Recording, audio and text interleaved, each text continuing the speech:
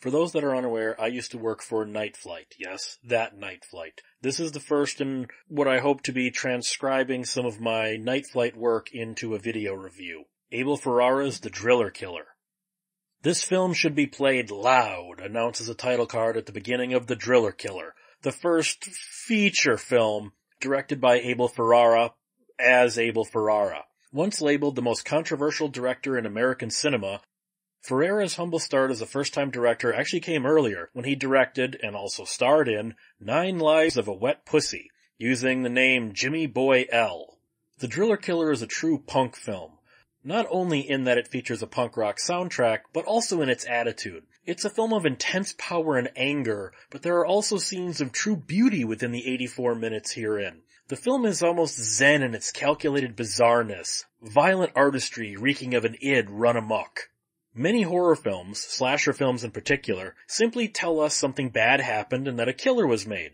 But The Driller Killer helps us note how this killer was made. It's oddly a more personal film. This has long been a staple in Ferrara's work. Ms. 45 and Bad Lieutenant similarly explored this same philosophy. In Ms. 45, the mute girl Thana is brutally raped, by Ferrara, ironically enough, twice in the same day, and proceeds to become not a vigilante as a Death Wish film might portray, but instead becomes a serial killer seeking to murder anything that happens to have a penis on it. Her entire mental journey is shown to us. We can't condone her actions, but we can understand why she feels these actions are necessary. Bad Lieutenant takes a comparable path of showing us the long line of things that have to go wrong to create the super corrupt and vile police detective in that film. Many Ferrara trademarks which would tag his career all begin here in Driller Killer. Blunt and subtle Catholic imagery, lesbians, random violence, non-professional actors, haphazard cutaways to non-sequitur moments, religious failings, and, most of all, the gritty urban hellscape featured in most of his original works. The Driller Killer is almost the very definition of sleaze. Few films are able to radiate such intensity solely on their visuals alone. You can almost feel the dirt and grime of the streets and the clubs and the images themselves, drenched in darkness with a wet sheen to everything. You can almost nearly smell the stale urine and dried sex in every frame of The Driller Killer. Considered one of the bloodiest films at the time of its release, the film is actually quite tame on the levels of gore. There's more of an implied groove factor than the bits that actually show up on screen. The movie is hardly subtle, but it's also oddly restrained. Filmed on and off between 1978 and 1979, if you watch the film you can see the hairstyles change back and forth. It had an estimated $20,000 budget, yet the Driller Killer feels like, and is edited very much like, porno film of the same era. This is not necessarily a bad thing. Lensed on 16mm with an almost documentary guerrilla style to it, this is an experimental film if there ever was one. Filled with scenes that would fit perfectly in a student film, contrasted with the obvious skill behind the camera by director and star Abel Ferrara. The film itself opens with Reno, played by Ferrara of course, who is credited here as Jimmy Lane, freaking out in a church when an old man touches his hand. The old man is said to have Reno's name and phone number in his pocket. This is never brought up again. It's implied the old man is his father, but it's merely implied. This is indicative of the entire movie. You do something, and then you move on to something else like the previous scene didn't happen. The movie is filled with scenes that go nowhere and serve no purpose, but which fuel the rebellious and renegade nature of the Driller Killer itself. The overall plot is that Reno, Ferrara, is very rapidly going insane for a number of reasons. His inability to create a painting which he's been commissioned to create, his girlfriend reconnecting with her old boyfriend, the very bad punk rock band living upstairs who only know 2 songs, one of which is highly derivative of the Peter Gunn theme, his girlfriend's female lover living with them, and his art dealer trying to screw him. Literally in this case.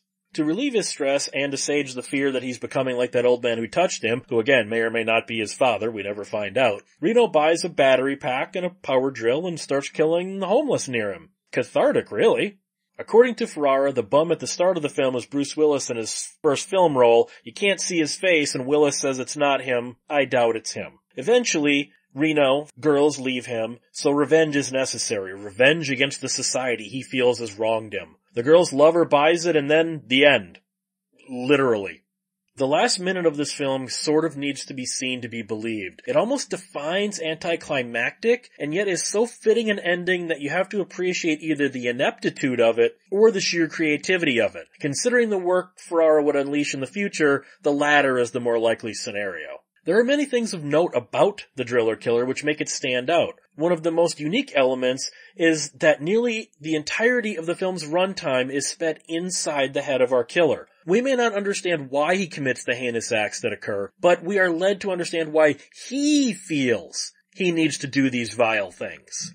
Reno is a terrible human being in every aspect of his life, and is a shameful and pathetic excuse for a person, and yet Ferrara plays him as if he's a respectable and put upon every man that people should identify with. Reno happens to be one of the most unlikable characters that I've ever seen as a main character in a film. He's a thoroughly deplorable person with sociopathic tendencies and no redeeming qualities. The Driller Killer is an unremittingly depressing and dour film. This is another theme that Ferrara would use to great advantage later in his career. The decaying urban big city is also a recurring element of Ferrara's films, as he's chosen to examine the seedier and festering parts of the normally glamorous New York City, a rotten Big Apple, if you will.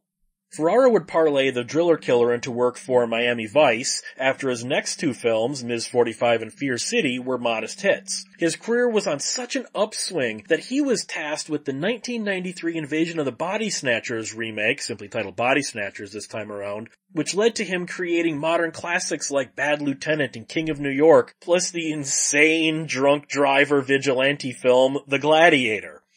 Then he would also give us less popular and more obscure work such as China Girl or Dangerous Game, as well as the, I have to admit, intriguing yet ultimately disappointing William Gibson adaptation New Rose Hotel.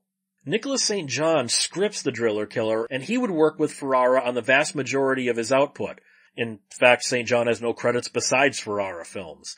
Ferrara has cited Stanley Kubrick and Woody Allen as two of his biggest influences when it comes to film, and it's very much evident in the man's work despite those two names not really going together. Kubrick's lighting and overall style are clear inspirations to Ferrara, as are the Woody Allen approach to dialogue and film structure.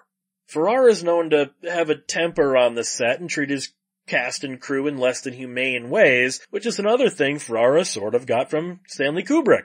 And speaking of his influences, being the neighbor to Andy Warhol surely rubbed off on Ferrara a little bit. Warhol's pop art approach would greatly impact Ferrara in terms of imagery and the visual makeup of shots in The Driller Killer. Now that I've said that, go back and look and you can kinda see it.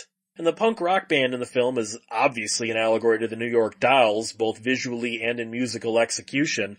And remember that this being a 1979 film, it's right on the cusp of the new wave movement of punk rock being homogenized into a radio-friendly genre. The band, the Roosters, or the actual punk rock band, perfectly embody the New York punk scene at the time. Also, incidentally, the Roosters guitar player, D.A. Metrov, would go on to write the 1986 film Solar Babies for Mel Brooks, because why not? It is still a fascinating look at the first non-pornographic work of what would be one of the most interesting, and I use that word in all the ways it should be, filmmakers out there.